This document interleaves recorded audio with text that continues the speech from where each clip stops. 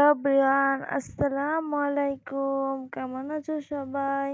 তো আজকে আর একটা নতুন ভিডিও নিয়ে চলে আসলাম। আজকে তোমাদের সাথে শেয়ার করব মজাদার দুধের পুডিং। খুবই মজাদার, এই গরমে কলিজা ঠান্ডা করার মতন মজাদার একটি পুডিং আজ তোমাদের সাথে শেয়ার করব। তো এখানে আমি নিয়ে নিচ্ছি। তোমরা চাইলে এটা দিয়েও করতে পারো, পাকা দিয়ে। তো আমি নিয়ে নিলাম। এখন এটাকে পানি দিয়ে আমটাকে গুলিয়ে নিব। আর গরমে কিন্তু মজা লাগে খুবই ঠান্ডা ঠান্ডা পুডিং খেতে। আমটাকে ভালো করে গুলিয়ে নিলাম। এখন দিয়ে দিব চিনি, ১ চা চামচ চিনি দিয়ে দিলাম। প্রথমে আমি জেলো বানিয়ে নিব। তো জেলো বানানোর জন্য এখানে আমি ১ চামচ আগার আগার পাউডার দিয়ে দিলাম। আগার আগার পাউডারটা দিলে খুব সুন্দর একটা জেলি তৈরি হয়ে যাবে।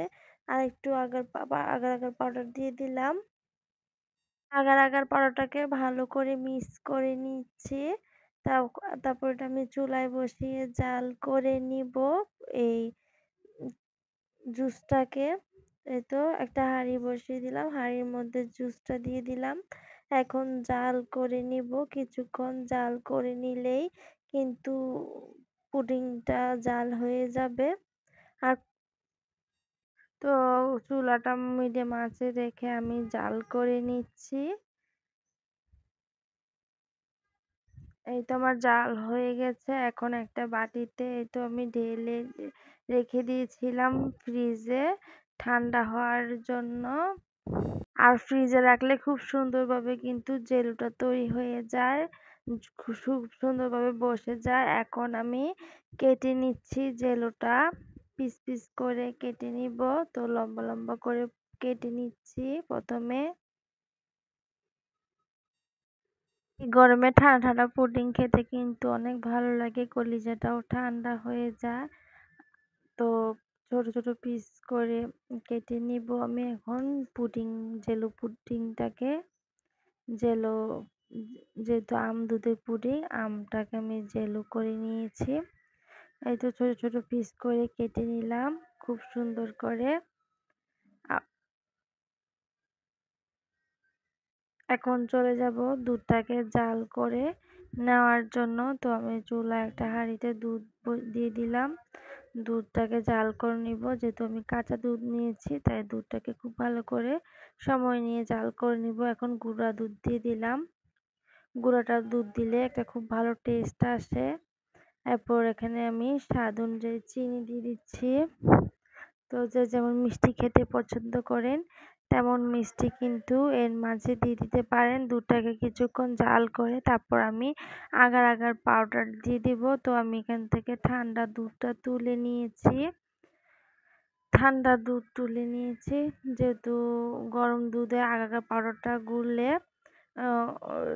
দলা পেকে যাবে, খুব ভালোভাবে মিশবে না। তাই ঠান্ডা দুধে কিন্তু আগার আগার পাউডারটা দিয়ে ভালো করে মিশিয়ে নিতে হবে।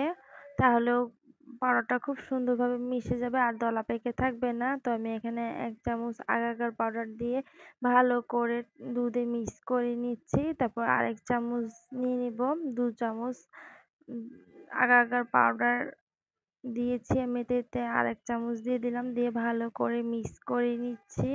আর ওই পাশে দিয়ে আমার দুধটা জাল হচ্ছে, দুধটা ব্লক উঠে এসেছে। এতে আমার আগার আগার পাউডার মিক্স করা হয়ে গেছে। এখন আমি দুধের মাঝে দিয়ে দিব আগার আগার পাউডারটা আর কিছুক্ষণ জাল করে নিব।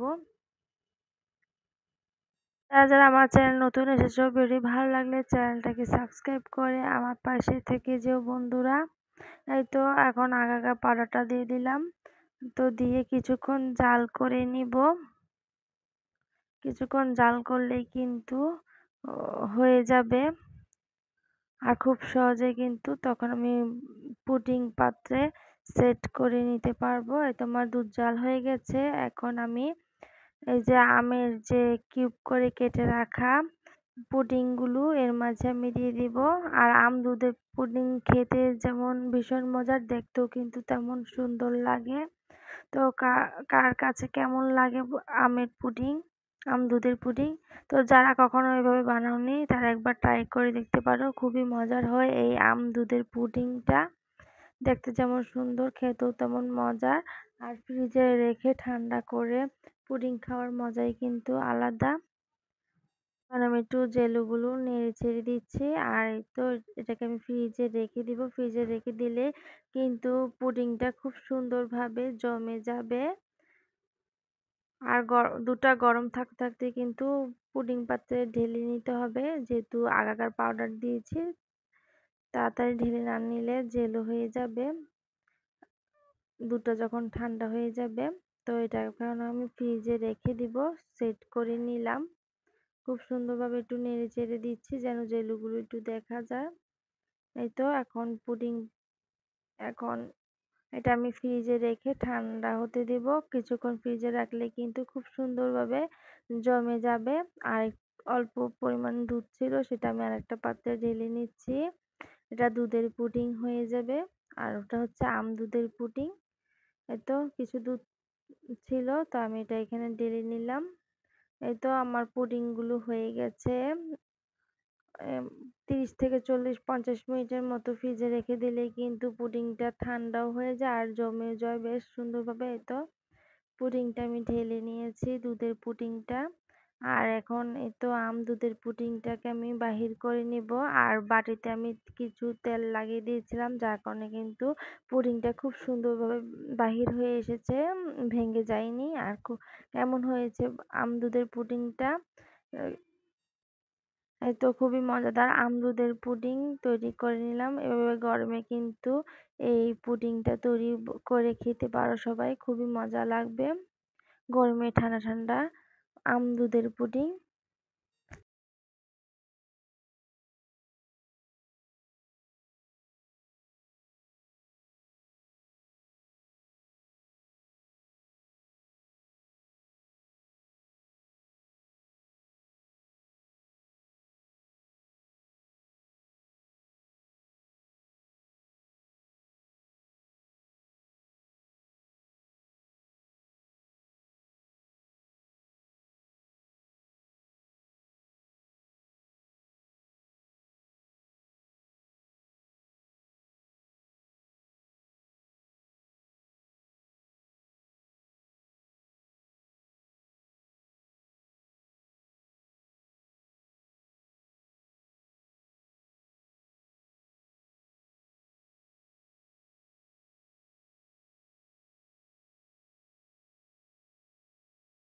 এই ভিডিও পর্যন্তই। সবাই ভালো থাকে, সুস্থ থাকে। আল্লাহ হাফেজ।